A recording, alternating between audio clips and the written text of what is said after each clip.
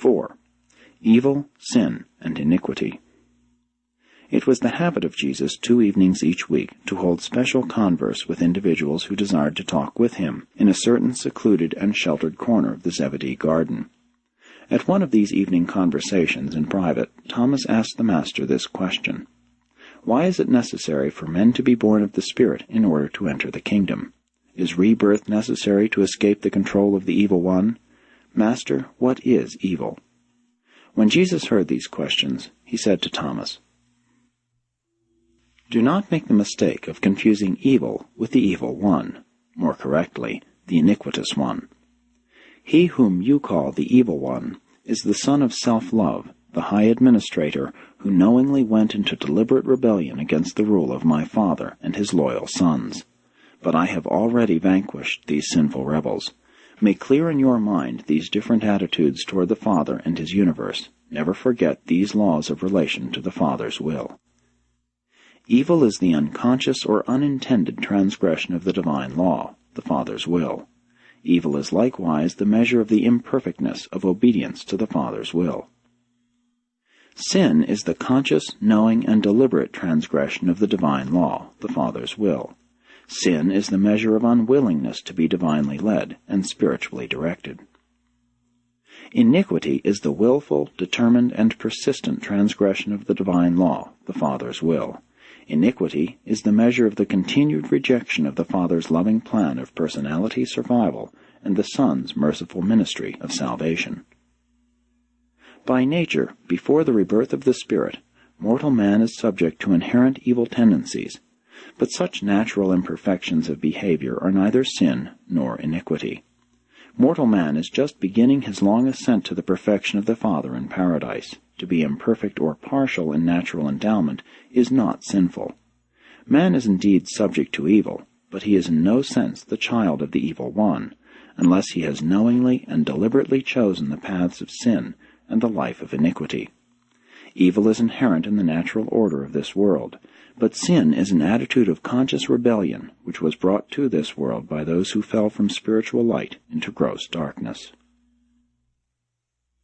You are confused, Thomas, by the doctrines of the Greeks and the errors of the Persians.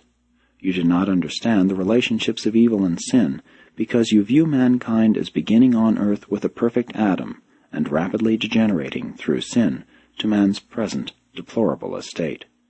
But why do you refuse to comprehend the meaning of the record which discloses how Cain, the son of Adam, went over into the land of Nod and there got himself a wife? And why do you refuse to interpret the meaning of the record which portrays the sons of God finding wives for themselves among the daughters of men? Men are, indeed, by nature evil, but not necessarily sinful.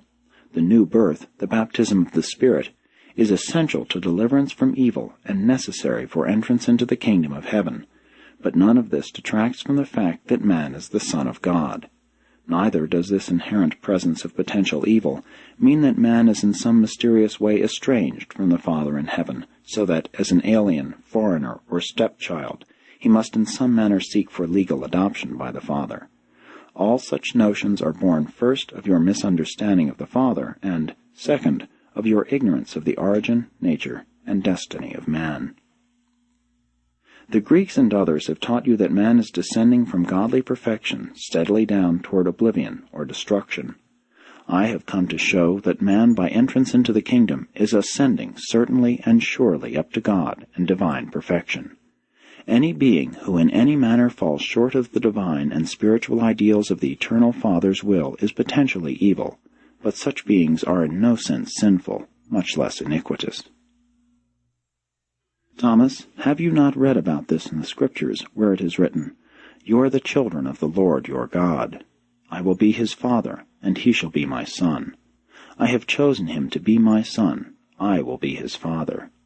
Bring my sons from far and my daughters from the ends of the earth, even every one who is called by my name, for I have created them for my glory.